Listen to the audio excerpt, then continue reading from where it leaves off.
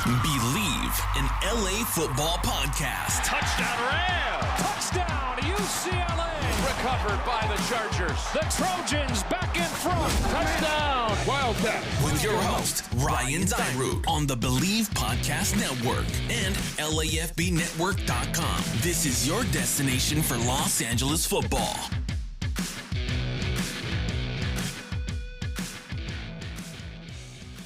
What's up, Los Angeles football fans, and welcome to another edition of the Bleav in LA Football podcast here on the Bleav Podcast Network, the number one network for professionals. Also on LAFBnetwork.com, your destination for all your favorite Los Angeles football teams, UCLA Bruins, LA Rams, LA Chargers, and your USC Trojans.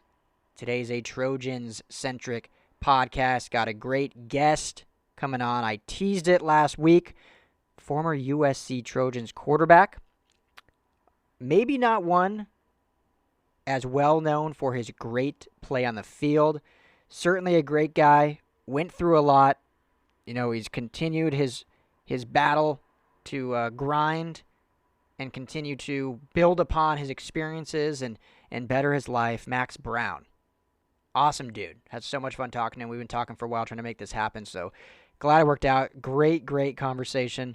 You know, if you don't know him, we go into all of it on this interview. He was very open, which is awesome. Like I said, super cool guy. But he was a top recruit out of Washington. Came in during the final year of Lane Kiffin's tenure.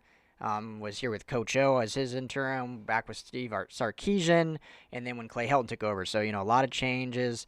But yeah, he was here when, you know, Cody Kessler was a quarterback. There was the Max Whittick kind of quarterback camp battles, and then obviously Sam Darnold as his kind of took over in that run.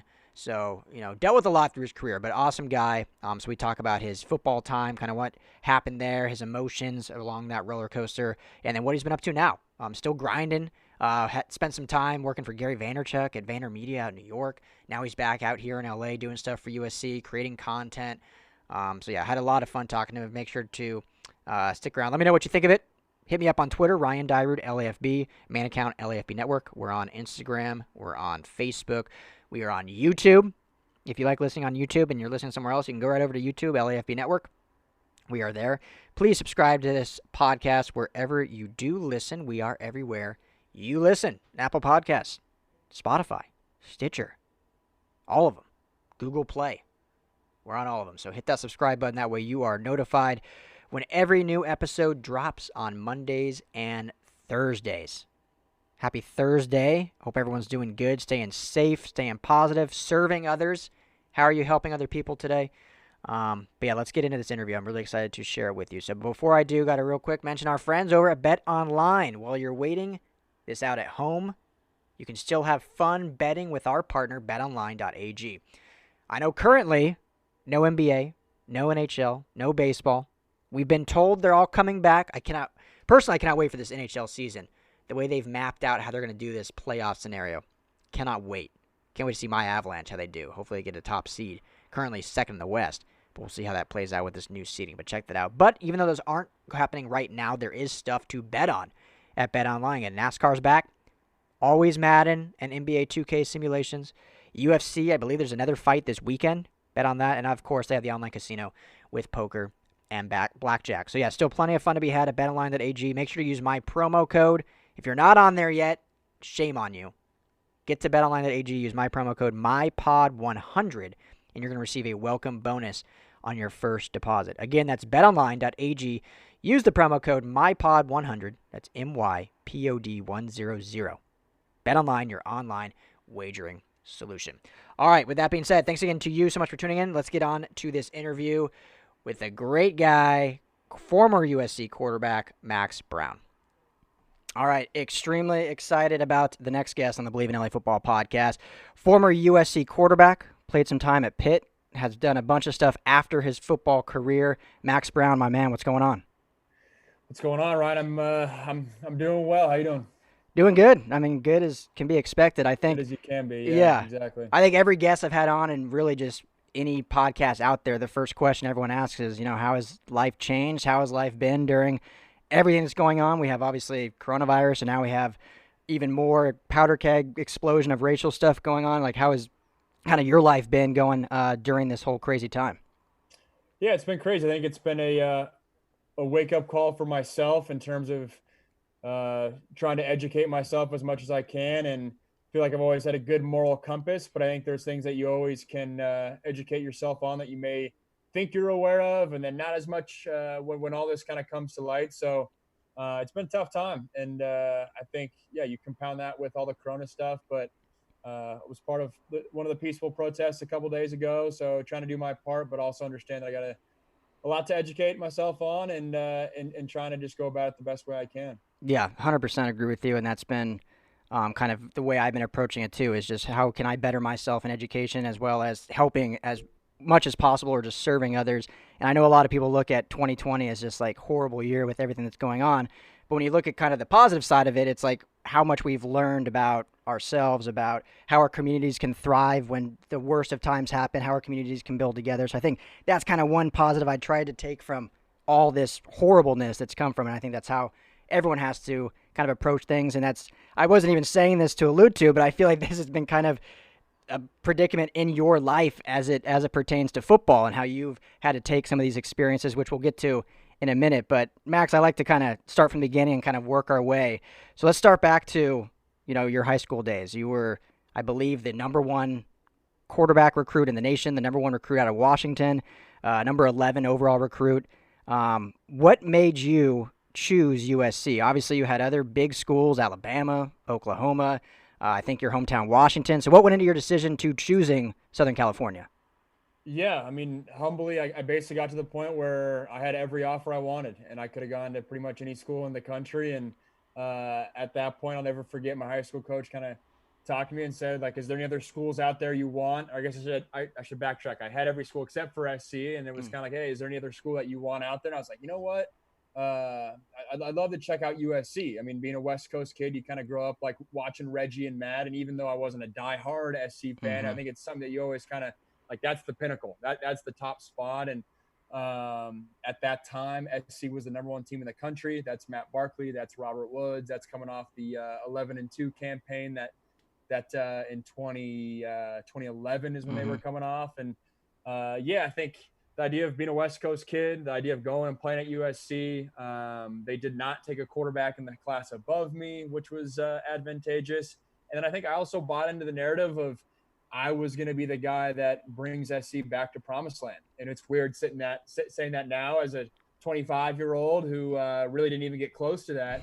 But at the time, that was my thought process, and was ready to take that on full head of steam. And love the idea of living in LA and going to SC and getting that degree, and kind of all those factors kind of came together to make SC the right choice for me. Yeah, I feel I've asked other recruits that question. And yeah, when you're talking SC, there's probably not a whole lot that you have to decide between when they do ask you. But what also went into the fact that, this was a great history of quarterbacks. I mean, Carson Palmer, Heisman Trophy winner, number of Heisman Trophy winners. You mentioned Matt Leinart.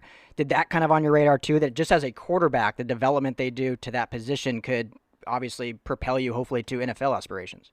Without a doubt. And I think I knew at the time that in 2013, that's when the narrative of, hey, you had to go to a big school to go to the NFL. That's kind of when it was fading, right? It felt like you saw a lot of the Blake Bortles, the Robert Griffin, maybe not some of these big time schools. So I wasn't necessarily the mindset that I had to go to USC to go to the NFL, but I was of the mindset that I wanted to play at the top level. And not everyone's like that. Some people value staying close to home. Some people value playing right away. I have to play right away. Obviously, that was what in a perfect world, that's what I would want.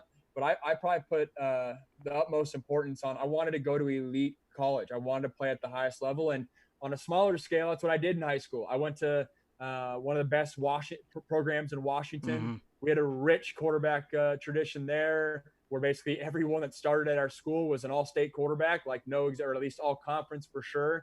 And so I was willing to take that on because that's kind of all I knew. And so it wasn't something I shied away from. It was really something I welcomed. And that was my mindset going into SC. Yeah, totally. I'm two-time Gatorade Player of the Year, so you certainly had the accolades going there. And then, I think, and this is just my opinion, but I think it's fairly true. When you're a young player, especially at the quarterback position, I think, continuity and keeping things consistent is so important for your own development. And obviously your tenure at USC saw 4 different coaches. You got recruited Lane Kiffin, then Coach O took over, then you had Steve Sarkisian, and then finally with Clay Helton. I know Helton was the offensive coordinator there for most of your tenure, but how much do you, and I've listened to you talk before, and I know you always take ownership on your own accountability, which I respect the hell out of, but how much do you kind of attribute that just the overhaul and coaching changes really did have an effect on your development through your career? To be completely honest, I don't attribute it that much. I think that's I'm aware of that being a factor, and I'm aware that did not work in my favor. But I also step back, and I think it's partly how I'm wired. I don't like attributing it to kind of these outside forces and factors. But I think I also reached a point in my career where once you get to coach number 3, I think the adjustment from the first coach to the second, that's a big jump. But once you get to the third and the fourth, and I had 5th, so I had Pat Narduzzi as well my last year at Pittsburgh. At that point, you realize like all these coaches, they're cut from a similar cloth. The meeting schedules are pretty much the same. The way they talk to you, yes, there's different forms and fashions, but for me, I was kind of a guy that kind of welcomed it all. And as I say that, I know that might be kind of ignoring the harsh reality that, hey, if I did have one consistent coach, that may have helped me. But I think I got to the point where I realized, yes, they're calling different plays. And I think that part's probably the biggest part that impacted me is who's calling your plays, who's kind of in your corner and who's not. I think that part may have impacted me a little bit. But in terms of development, I think all these coaches, there's a reason that they're getting hired, and a lot of my coaches are in great spots right now. So development-wise, I try to take it upon myself to do that a lot on my own. And I think in some regard, it helped me getting accustomed to a lot of these coaches to flip the script a little bit, because then you learn, all right, everyone's going to install the smash concept one way, but all 5 coaches talk about it in a different light, and it allows you to pick up little nuances that I know helped me later on in my career. But like I said, the jump from coach 1 to coach 2, that's huge. Not downgrading that at all. But I think I did reach a point where later on in my career, it was kind of like, hey, it doesn't matter who's there. I'll build a good relationship with them and try to learn as much as I can from them. Totally. And that's a good mindset. And I think silver lining, I'm always a glass half full guy. So you look at the repercussions of after football, and real life you can't be a system guy in real life. There's so many different things thrown at you. So maybe that's kind of aided into your now ability to adapt and everything else you've done because you've had that kind of scenarios and experiences in your football career. Without a doubt. Yeah, I couldn't agree more. And I'm on my second real job right now. First being this past year when I moved out to New York. And like you said, you get used to different leadership styles. And that's the beauty of football. And it's kind of relevant with everything going on. I mean, that is one of the awesome parts about football is you get used to guys, and some of my good friends are from different backgrounds, different cultures. And that's why my personal opinion, football is the greatest game, because you have to do that with 85 guys from all sorts of walks of life and coaches from different mentalities and systems and coaching trees and all that. That definitely was is a skill that I learned firsthand during my playing days that I'll carry on for the rest of my life. Yeah, absolutely. And so I won't put you on the spot and make you choose a coach, but since we're talking coaches a little bit, I have to ask all the stories of Coach O and what he's done. Obviously, winning a national championship at LSU last year. He was your interim head coach, but also was on the coaching staff for the first year there for you. What was it like playing for Coach O? It was awesome, and I think what we're seeing now is.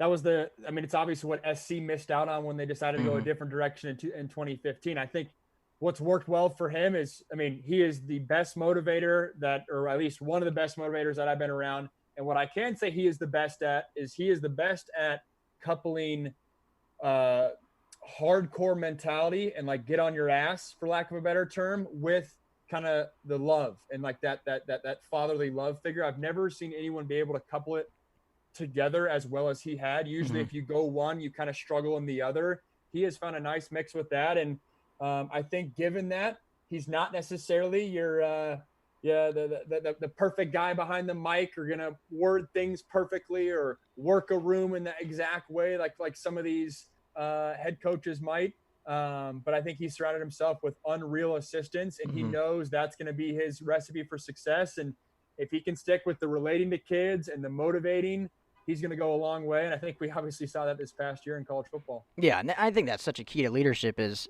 you can only do so much as a leader. It's surrounding yourself with other people that do things better than you at certain aspects, and that's what he did at LSU. And dude, he's a guy I feel like I could listen to all day. I would need like a teleprompter, like when I'm watching a foreign film, but I could just sit there and listen to him talk forever because it's so entertaining. And I love just what he says, but you can tell the love that he has.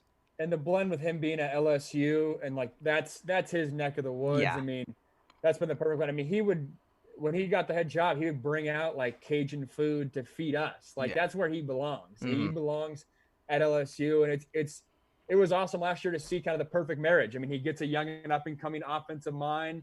Dave Aranda, one of the best defensive coaches, pairs them together, and Joe Burrow, the transfer story. I mean, it just felt like all things came together, and happy for him for sure. Yeah, absolutely. Do you ever think about, this is just kind of off the cuff since we're talking about him, a guy like Joe Burrow who was at Ohio State, didn't really get his shot, transfers to LSU, his last season or the season before this current one had a decent year. He was projected like maybe a undrafted free agent or a late round pick, and then just explodes this final year. Do you ever, and I hate, it's all about life is no regrets. You got to live to the best of your ability. But do you ever just cross your mind like, man, maybe if I would have had that last shot, if I could have really propelled my career?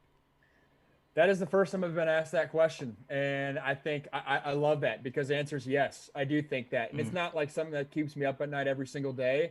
But I think that is something that the average sport fan doesn't realize, especially with football. With basketball, you roll out of basketball, LeBron James, Damian Lillard, all those guys, they're going to find a way to be awesome. But football, you need a supporting cast. Yeah. And when I do see a story like that, it does make me think like, hey, what happens if this quarter of a game went differently, and does the momentum go down a different direction? What happens if you have this supporting cast or this offensive coordinator or this offensive line or whatever? Not saying that's directly impacting my career, but I think especially with football, it is the ultimate team sport, and it's not just lip service. I think Joe Burrow definitely had a lot of things go his way, and I think now the question I get is, how do you think you'll do in the NFL? Joe Burrow is a fantastic quarterback, but he needs support just like the next guy does. And I think there's a scenario where if the Bengals don't do that, he doesn't have success, and he's not very good. And 2 years from now, a year from now, we're talking about a different narrative than we are now. And so to your point, yes, I think it was kind of the perfect storm for him, and he maximized that. But as a quarterback that maybe had the other way a little bit, you do sit there and like, I wonder what if, and not in a malicious way, but those thoughts do creep in. I'd be lying if I said otherwise. Yeah, I mean, as they should. Anyone that's played any sport, I was never at your level by any means, but I played football and hockey in high school, and I had those thoughts too. We're like, man, if I would have just had this break go this way, or if I didn't break my collarbone my junior year and got buried in the depth chart, maybe things would be different. So, and I get into that before, like my girlfriend knows who Tom Brady is. But you can say something similar to Tom Brady. I'm not saying he wouldn't have been a starting NFL quarterback, but a lot of things had to go right for him to be at the GOAT status he's at now. And he deserves it. He put in the work, and he has the blueprint. But you better believe if things had fallen differently, and who knows with like Drew Bledsoe's injury, that the whole narrative could have been a lot different. And I don't say that to take a knock at him. I just say it to, especially with football, and really only with football, in my opinion, is that difference, that big of a deal, I guess is the right wording to say. Oh, 100%. I mean, you look at especially at the quarterback position. I mean, every position you can really get into it, but the quarterback even, you look at a guy like Jim Kelly, who still goes, Hall of Famer, goes down one of the greats ever, but if he wins those 4 Super Bowls and losing, we're talking about him in the top 5 all time instead of top 25. So it's just so many little things that can go your way. And, speaking of that, just looking at your career specifically, you fight, you battle, you end up behind Cody Kessler for a few years. Then finally in 2016, you get your shot as the starter. What was that thought like, or that emotion like, when you were finally going into the season, you were the guy? Yeah, the emotion was awesome. I mean, it kind of came in 2 sides. I mean, when I got the starting job, I've been at SC for almost 4 years, and I purposely say 4 years because it's 3 seasons, but it's 4 years in time, which it's a long time, and you're chipping away at it, and things don't go your way. And so to finally get that approval, I guess you could say, or the green light, it was awesome. I mean, it really felt like all the, I guess, like kind of struggles and growing pains that I had early on in my career that I chose to fight through and kind of approach it in a healthy way had finally paid off. But then on the other side of the token, it was like, I knew I had a lot of work ahead of me, and I celebrated, and it was a fun time. But I knew in the first lane I had Alabama and Stanford right ahead of me, and I also knew in the back of my mind, which I don't think you would have ever got this out of me at the time, but I knew that I had a hot shot quarterback behind me in Sam Darnold, and that I was going to have to play well to keep my job. And I don't think that was front of mind for me at the time. I did a good job of kind of blocking that out, but looking back, I was aware of all factors at play. But no, it was awesome. That 2-week stretch in mid to late August, when I got the job, I was named captain. That was awesome. I mean, you're the starting quarterback at USC. That was everything I'd worked for, so that was great. But I knew I had a lot of work ahead of me. Yeah, and I hate even have to follow up with this question because it's basically a dagger to the heart. But as that elation is for those 2 weeks, and then you go to it was technically a neutral game, but it was an Alabama home game essentially. You go travel down there. As high as you were, it comes crashing down fairly quickly. So how was that change of emotion, getting pulled and seeing Darnold go in and essentially never relinquish the starting job, I guess? Yeah, so it kind of came in phases. So, I mean, with the Alabama game, I think we just got our asses kicked. And so at the time, you're able to mentally kind of tell yourself. And that wasn't all on you, by the way. I just said that the whole team got their asses kicked. But yeah, exactly. But at the time, it was just like, oh, we're letting the young guy get some reps and let's move on to next week, that kind of thing. And then week 2 happens and we beat Utah State. But I could tell as those 2 weeks happened, the narrative went from, hey, we're going to sprinkle in Sam for some dual threat things to, all right, now he's getting plays that are just customary quarterback plays. And at the time, you do everything you can to block that out. But I knew, I was like, this doesn't feel right. And then sure enough, against Stanford, we got beat again. And they put him in the fourth quarter. And I mean, at that point, even then, I still didn't know because I mean, and it's funny because to your point, you said, hey, it was a team game. But as the months went on, it really became a Max Browne thing. It really became, hey, if Max Browne didn't start, we'd be in the national championship. And that was a narrative I have to wear. And I still have to wear. I still get comments about it to this day. But at that time, at week 3, there was some backlash with Helton benching me. And it was kind of a, hey, I was the scapegoat. Hey, I was the cop-out. And that narrative no longer exists. And I totally get it. I'm not naive to the sports world. But I say that all to say it kind of went in phases, and hindsight's 20/20 in terms of how Sam's career ended up playing out. But at that point, there was definitely a different side of it of how the heck could they do this to me, all that stuff. And I'm not naive to what went on, but yeah, it was a tough time and definitely emotional for sure. No, I can only imagine. How do you as a captain, you mentioned, get that news that you're going to be benched, and how do you, and maybe you didn't, but how do you keep your head up, keep a positive attitude, be a team guy, rooting for Sam, helping him? Every player has always said, especially to the media or whatnot, like, oh yeah, I'm his biggest fan, I'm rooting for him. But deep down, I mean, you're a competitor. You want that. That's the guy that took your job from you. So how do you, or did you, stay positive and stay part of the team who ended up having a great run, beating Penn State in the Rose Bowl, which one of the greatest games I've ever watched? How did you kind of maintain that focus of a different aspect of your career?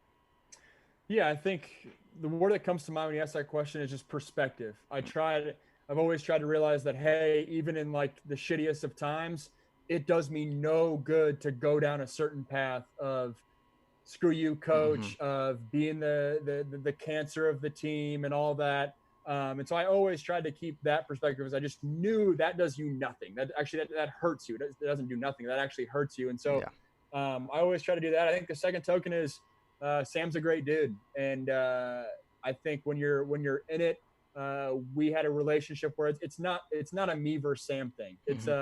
It's really a me versus the coaching staff. It's a me versus the opponent and how that played out. It's a me, but it never was the outside world's going to make it a me, was going to make it a me versus Sam thing, but it never really was like that. So, I think in terms of supporting him, if he asked me a question, I would give him my honest feedback and help him and say, hey, keep an eye out for this. But, and I would tell this I would tell this to him if he was sitting right here. I mean, I wasn't rah Sam Darnold. I wasn't, this is awesome. I mean, I was pissed, and my coaches could tell that. And I was a big vocal leader for SC. That's why I was a captain. I wasn't saying much then. I barely said anything. That wasn't my place. That wasn't what was in my heart. And so I was never going to be the rah guy after this. I never was going to be the ringleader or the first out of the locker room. And not that I was being poor me, but I also had to be true to myself. And then I felt like that was just a tough scenario. But I think high level, always trying to keep perspective and just knowing that going down some of those negative paths that most transfers do in that situation, it literally just sets you back even further. And I saw that in my life 3 years later when SC called me up and gave me a little broadcasting gig, and that would have never happened if I had gone about things differently. Oh yeah, it's definitely not a bridge you want to burn when you a school like that. So you mentioned Totally. transferring after that, and you end up going to Pittsburgh. Was there other schools kind of on your radar? Was it always Pittsburgh, or was that kind of your only option?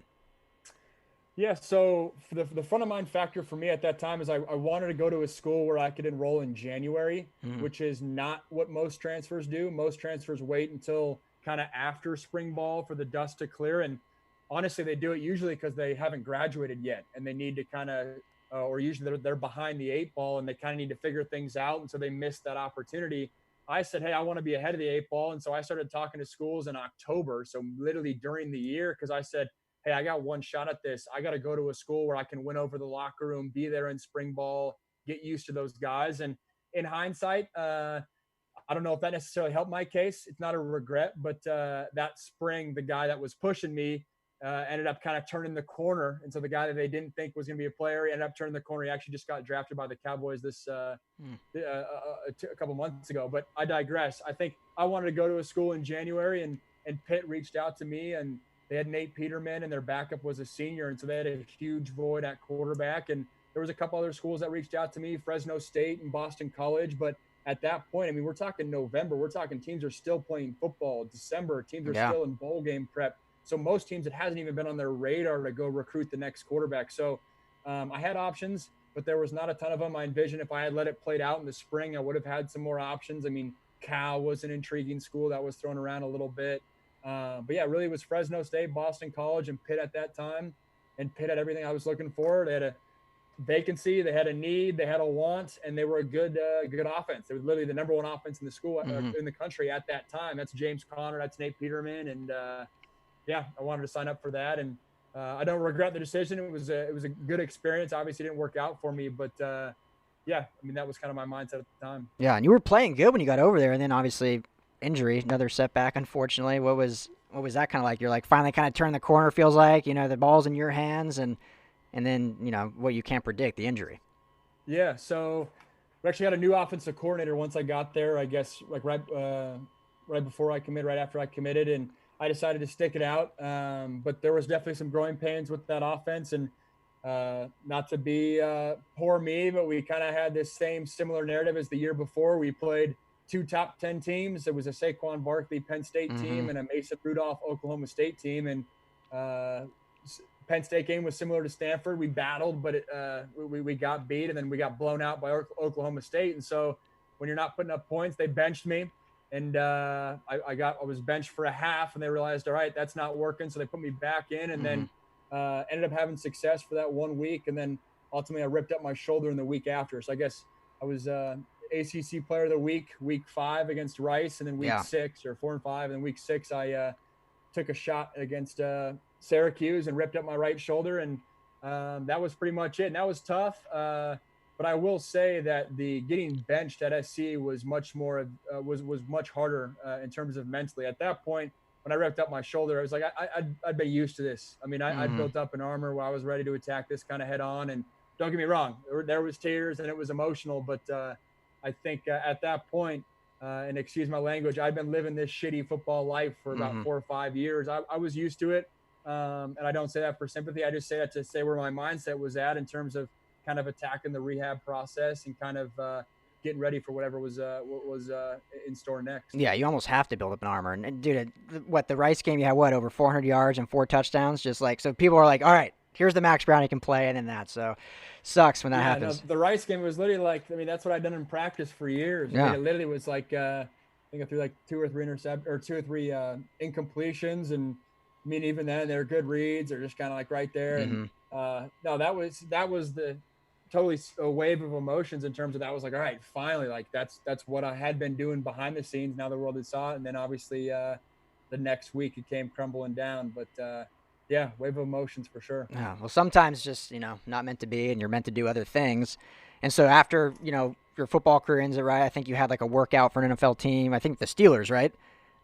Steelers and the Redskins like 15 months later. So Yeah. it was a full kind of season and a half, just rehabbing that right shoulder, and a labrum tear for a right-handed quarterback to the right shoulder is tough. And I Yeah. was able to get to a point where I had I can throw, and I would be sore right now if I did it, but enough to hold my own, but not enough to compete at that level. Yeah, so I kind of have obviously looked into you and followed you for a while now, but I'll let you talk. So how did you get into your next field? I know then you kind of stayed on the East Coast. You met this great influential marketing guru. How did you kind of get into that field, or did you decide, or were you chosen, or just talk to me about your next steps after football there? Yeah. So the next step, actually, and this is kind of another cool part of the story, is I was a fan of Gary Vaynerchuk, and that name is going to mean a lot to some people, and it's going to be who's that to a lot of people. But he's one of the leaders in kind of the social media kind of new wave of marketing. He's very popular on the internet, and I was a fan of his, and I kind of was at a point in my life where I had no idea what I wanted to do. And I was like, you know what, this guy seems to really have it going on. I love what he's got. I'd love to go learn from him. And ironically enough, he's a huge Jets fan. Sam had just played for the Jets. I called up Sam and I said, hey man, could you help me out and get me this job? And he said, I'd be happy to send him a message. Can't promise anything. And long story short, that led to an opportunity. So it was kind of definitely the guy that beat me out is the guy I'm calling for a job. And that was able to happen. And then, I moved out to New York, took a minimum wage job, and was just like, hey, I need to turn the page both mentally and kind of gain experience. And that was kind of my first step. And so thankful I took it. We were talking off air, I think it was, if I'm a year later, going to New York wouldn't have been a thing. So definitely fortunate that that worked out for me. Yeah. Well, it just shows your character in the sense of, not burning a bridge with Sam and being you said not a rah-rah guy, but still being a supportive guy, because that opportunity may not have ever come around had you been like, Sam, screw you, you took my job, I'm out, you're on your own. Then like you said, it comes full circle, and you're able to do that. So it's funny, dude. I was in Miami for the Super Bowl on Radio Row, and all these athletes, Terrell Owens, big name guys. No one had a bigger entourage than Gary Vaynerchuk when he was walking the floor. Like 30 people around him. It was crazy. I believe it. No, I used to sit next to his agent, or like on the same desk, and his line, let's see if I can remember, is he's the most famous person you've never heard of. That was like that was the line his agent used. Where like for some people he's like the biggest name ever, and for some people it's like, who the hell is that? So I totally understand that people come from it from two different lenses. Yeah, I mean, he has thousands and thousands of videos, and he has books and speeches. Is that how he is off camera too? Is he just always this like go-getter, grind, or does he kind of not put up a front, but like gets in his mode and then he kind of settles down a little bit off air? Yeah, I think what he is on his videos is 100% authentic. That's who he is. I think the issue, for lack of a better term, is the videos that made him super famous are about 4, 5, 6, 8 years ago, where he was grind, F word every other sentence. And he has definitely backed off that as he has become more established in the industry. His message and the root message of his content is still the same, but I think the narrative and the tone, he's backed off a little bit. But no, I mean, he is on 24/7. He loves his work. He's grinded. I mean, that's totally authentic, and it's hard to cover it. I mean, he's putting out videos, tons of content every day. It's hard to kind of put on two faces like that when his whole life is filmed. So no, that's totally authentic. He's as genuine as a guy I've come across, and he works hard, loves his work, and his message is blunt, but it's what he believes, and it's totally authentic. Yeah, and it works, and it just contributes to like kind of what we do in grind. So what did you actually do when you were there? Were you involved in marketing, or were you just like a shadow of him, kind of following? Were you content creating? What was your kind of role there? And then obviously that probably led to what you're doing now. Yeah, so he has a content team of about 25 to 30 people, and it's kind of split 50% channel managers is what we called ourselves, and then 50% kind of content like videographers and designers. And so I was a channel manager. That's kind of the fancy name. We talk about it, but as you could probably imagine, you do wear a lot of hats working for his team. But my main lane is I did a lot of the paid media advertising for him. So a lot of the Instagram, YouTube, and Facebook ads. So I learned that world very well in terms of strategy and how to operate that. But then with that comes kind of the content best practices. And I mean, Gary is really, he leads the charge with kind of, really everything social media in terms of best practices, in terms of optimizing content for micro clips, especially. And so being in those meetings and kind of learning that and optimizing. So, hey, if I'm running paid media advertising, you're going to still run it with assets and with content. So you still have to know kind of best practices for getting eyeballs and keeping engagement. And so being a part of that world and the daily meetings and initiatives of our team was something I was a part of. And, but yeah, the paid media advertising was definitely the main pillar for me. Gotcha. And then so you came from there, and now you're back out in LA, and you're doing broadcasting, you're doing stuff for USC. What are you up to now out here? Yeah, so I left that job in December of that year, and it really was nothing against that job. It was more on a personal level. I kind of had reached the point where the football page had been turned, and I wanted to go back to the West Coast. I have a serious girlfriend of about 4 years, so I wanted to be closer to her. That's good. She probably appreciates that.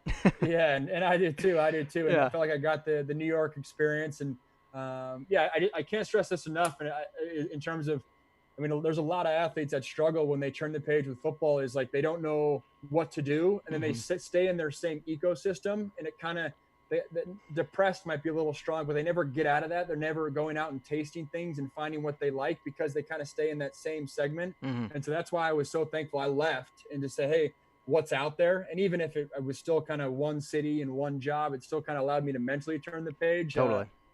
What I'm up to now, I left that job and was thinking I was going to get a different job in early January. And that kind of fell through the cracks and was able to land something right before coronavirus started with Lewis Howes. So he's a different podcast host, same arena, but comes at it as with a little bit different message. And I'm still doing broadcasting, so I do work for SiriusXM. It's not as much anymore with coronavirus, but that's what was happening in January and February. And then I do work for a network called Stadium, so I do some like one-off segments for them, and then one-off work for USC and the content they're putting out as well. So a lot of irons in the fire, but right now working for Lewis Howes is my main gig. That's great, man. We're glad you're back here out west, and just keep grinding.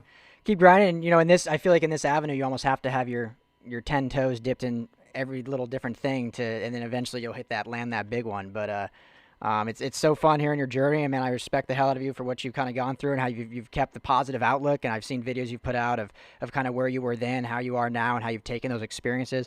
For anyone listening, this will be the last one for you. I really do appreciate the time. Anyone listening that maybe is in that turbulent time where they're like, especially, everyone's in a turbulent time right now. Jobs are lost. We've talked, even our jobs that we're still doing, but revenue's down. There's not sports to talk about. How do you take your football experience, specifically your USC experience, and kind of attribute that in a positive light to where you are now? Yeah, I think it kind of works in twofold. I think I do recognize the experience for what it was, and the fact that it wasn't the most fun football time. It really wasn't. But I do look back on that time, and they're some of my best friends. And I do look back on that time, and I feel like I put the work in necessary to have the success, even though if that didn't come, that never came. I think when the next chapter happens, it really allows you to turn the page. And I think from people that I've experienced, sometimes when they're not able to turn the page, it's because they do have regrets. They do have, I wish I would have, and all those. And I really don't. And I think that's been healthy in that it's allowed me to kind of take a lot of those experiences. And a lot of those negative times have now given me an awesome perspective in life, in that it kind of takes a lot to kind of get me worked up, I guess you could say. And all those experiences, I don't know exactly when I'll turn to them or when I'll need them, but they're valuable. And like we talked about earlier, kind of builds up a sense of armor. And anyone going through tough times, I would just say that keep the perspective to know that this is just kind of one chapter. And one line that I've said that people kind of like a little bit is just keep stacking good days. And even if it doesn't come out in the direct intended result that you want, it'll still get you down the right path. And I don't even know for me what that end result is, but just trying to make the most of each day as they come. Yeah, that's great. Great advice. And I think it's a lifestyle to live and build upon. So, man, I appreciate you, Max Browne. Thanks so much for joining me and talking some football, talking some life lessons, and stay safe and healthy out there, right? Likewise. Thanks, Ryan. I appreciate you having me on. huge thank you to Max Browne. Just an awesome guy. Really inspirational, kind of his career, his life, what he's gone through, all the setbacks, and having to kind of keep a positive mind, not blaming anyone else, taking ownership.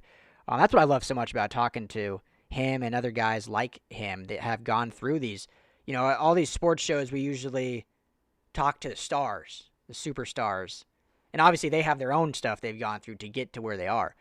But I love highlighting these guys that didn't maybe make it in the career they thought they were going to. Didn't reach the pinnacle that they believed they could make. I mean, that's everyone's dream as a high school football player, to play college ball, win college ball, and then go on to the pros and get paid to play the game you love. Well, that didn't work out for Max.